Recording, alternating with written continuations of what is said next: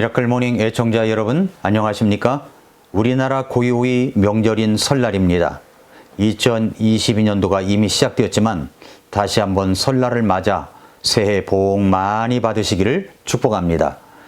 새해가 되면 새롭게 시작하려는 사람들이 첫 일출을 보기 위해서 해가 뜨는 것이 보이는 곳이면 어디든지 인산인해를 이룹니다. 저도 아주 오래전에 성고용신 예배를 마치고 동해안으로 일출을 보러 밤새도록 운전하여 갔던 적이 있습니다. 태양이 떠오르는 모습을 보았을 때 뭔가 가슴에 불이 당겨지는 기분이었습니다. 기분이 그렇다는 거예요. 사람들은 새해 첫 아침을 의미 있게 보내려고 합니다. 우리는 2년이 지나도록 코로나로 인하여 고통을 받고 있습니다. 실제로 코로나 확진이 되어 고통을 받고 회복된 분도 있고 우리가 아는 분 가운데 지금도 고통받고 있는 분이 있습니다. 그뿐만 아니라 경제적 고통은 이루 말할 수조차 없습니다. 앞으로 3월이면 대통령 선거도 있습니다. 누가 대통령이 될지 이 어려운 상황에서 잘 빠져나올 수 있도록 하였으면 좋겠습니다. 그렇게 되었으면 참 좋겠습니다. 정말 하나님의 도우심을 바랄 뿐입니다. 우리는 모두 인생 역전을 바라고 있습니다. 다시 우리의 인생 속에서, 삶 속에서 인생 역전이 일어나려면 어떻게 해야 할까요? 저는 오늘 설날 아침에 오늘 말씀 본문에서 그 해결의 열쇠를 같이 찾아보려고 합니다.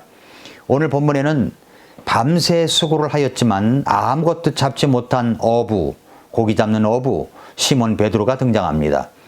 고기를 잡다 보면 이런 날도 있을 것입니다. 밤새 수고를 했지만 아무것도 잡지 못한 날. 우리가 인생을 살아가다 보면 이런 날이 있지 않습니까? 열심히 수고를 했다고 했는데 아무것도 없다고 느껴질 때 말입니다. 혹시 우리의 모습이 그렇지는 않습니까? 수고를 했는데도 잡은 것이 없습니다.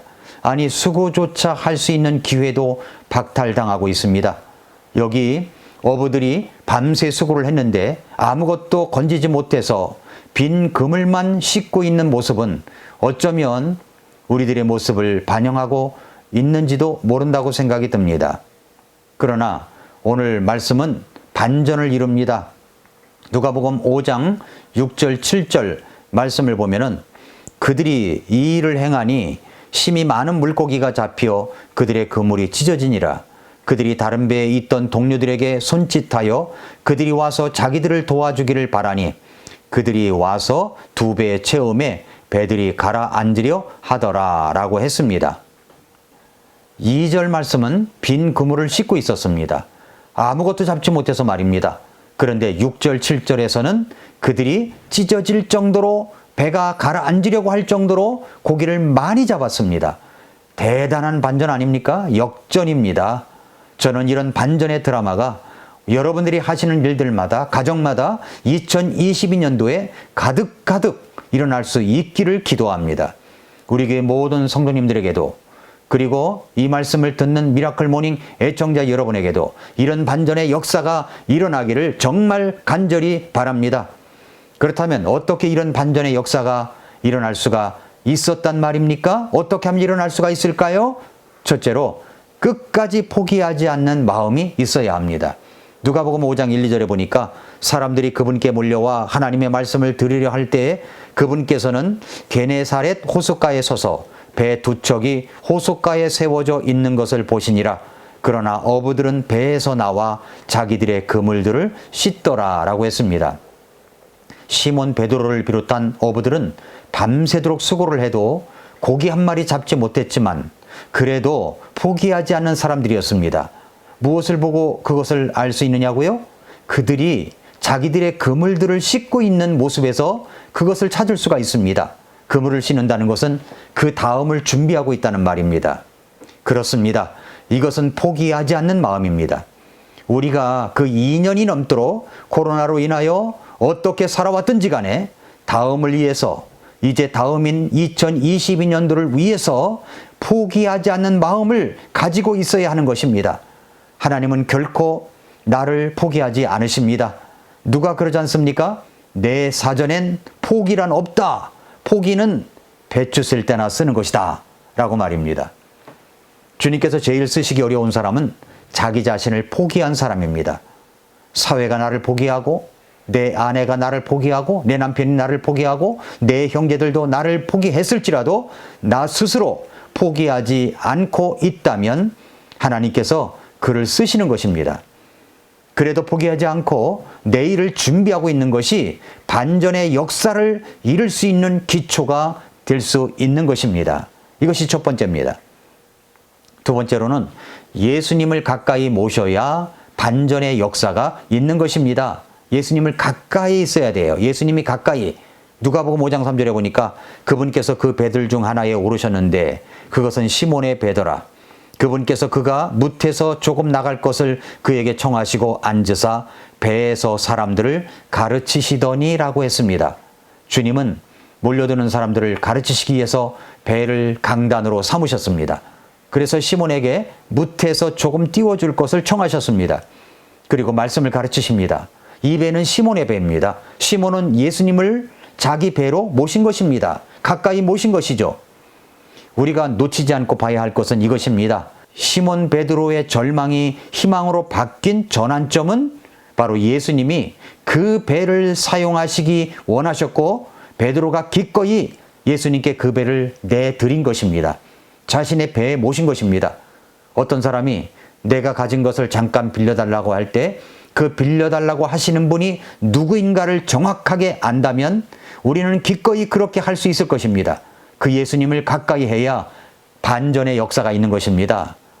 여러분은 예수님을 구주와 주님으로 나를 구원하신 구세주로 영접한 적이 있습니까? 영접한 적이 있어야 역전의 은혜가 일어납니다. 여러분은 예수님을 구주로 영접하신 적이 있다면 그 예수님을 가까이 날마다 가까이 그렇게 교제를 하고 계십니까? 그래야만 역전의 은혜가 일어나는 것입니다. 이것이 두 번째고요. 그다음에 세 번째로는 말씀에 순종해야 반전의 역사가 일어납니다. 말씀에 순종해야 역전의 은혜가 일어나는 것입니다. 누가복음 5장에서 4절부터 6절 말씀이 반전의 역사가 일어난 아주 중요한 포인트입니다. 주님께서 말씀하셨습니다. 이제 말씀을 그치시고 시몬에게 이르시되 깊은 데로 가서 너희 그물을 내려 한번 끌어당기라. 시몬 베드로는 이 말씀을 듣고 아마 갈등을 하지 않았을까요? 저는 갈등을 했을 것이라고 생각합니다. 왜냐하면 그는 직업이 어부입니다. 고기 잡는 데는 자기가 전문이에요. 바다에서 잔뼈가 굵은 사람입니다. 고기 잡는 것에 대해서는 누가 누구의 말을 들어야 합니까? 아마도 시몬 베드로의 말을 들어야 했을 것입니다. 그러나 예수님은 그에게 말씀하셨습니다. 깊은 데로 가서 너희 그물들을 내려 한번 끌어당기라. 이 순간 베드로는 자기 경험에서 들려오는 자기 소리를 들어야 할 것인가? 아니면 저 앞에서 말씀을 가르치는 젊은이 예수님의 말씀을 들어야 할 것인가? 하는 갈등을 했을 것입니다. 우리에게도 갈등을 일으키는 많은 생각들이 있습니다. 내 경험을 의지할 것인가? 하나님의 말씀, 예수님의 말씀을 의지할 것인가? 이런 순간이 있습니다. 있지 않습니까? 이 순간 시몬 베드로는 예수님의 말씀을 듣기로 결정했습니다. 그래서 이렇게 대답을 합니다. 시몬이 응답하여 그분께 이르되 선생님이여 우리가 밤새도록 수고하였어도 아무것도 잡지 못하였으나 그럼에도 불구하고 선생님의 말씀에 따라 내가 그물을 내리리이다. 말씀에 따라 내가 그물을 내리리이다. 말씀에 따라 하겠다고 결단합니다.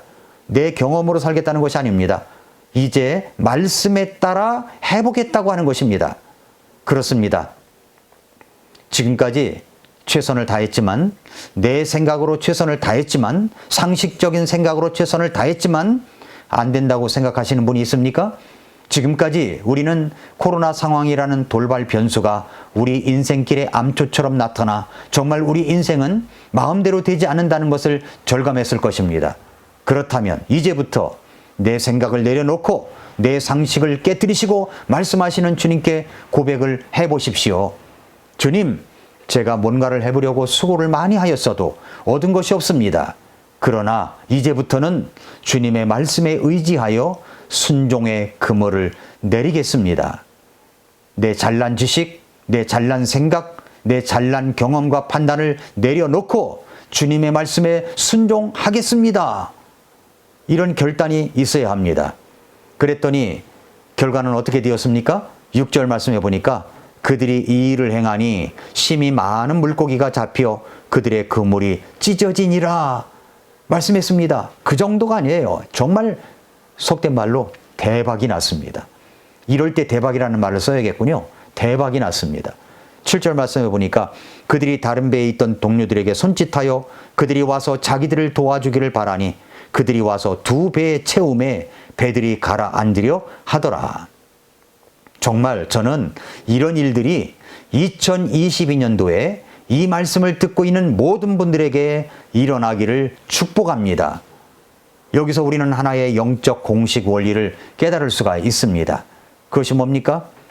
말씀에 믿음을 더하면, 순종을 더하면 반전의 역사, 역전의 은혜, 대박이 나는 겁니다. 사랑하는 성도 여러분, 애청자 여러분, 먼저 말씀이 있어야 됩니다. 말씀을 받아야 돼요. 그리고 거기에 내 믿음을 더해야 합니다. 말씀은 예수님의 영역입니다. 시몬 베드로는 배 위에서 말씀을 전하시는 주님의 말씀을 들었을 것입니다.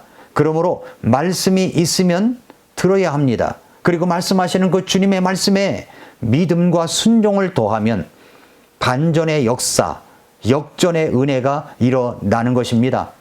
이사야 1장 19절부터 20절에 보니까 너희가 즐거이 순종하면 땅에 좋은 것을 먹을 것이로되 너희가 거절하고 거역하면 칼에 삼키리라. 주의 입이 그것을 말하였느니라 라고 말씀했습니다.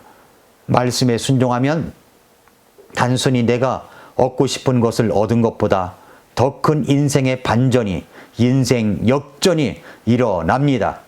그것은 내가 내 자신을 제대로 본다는 것입니다. 시몬 베드로는 8절에서 이렇게 고백합니다.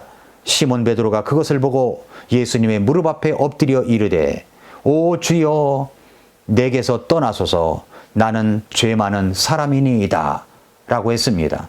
아, 난 예수님 없이는 살 수 없구나. 이 모습을 발견하는 것은 인생의 큰 반전, 역전이라고 볼 수가 있습니다. 하나님의 말씀, 성경을 사랑하여 읽고 들으십시오. 들은 말씀에 여러분의 믿음을 더하십시오. 그리고 말씀하신 대로 순종하십시오. 여러분이 담으려고 하는 것에 큰 반전이 있을 것입니다. 인생의 큰 반전도 있을 것입니다. 인생 역전의 은혜가 있을 것입니다.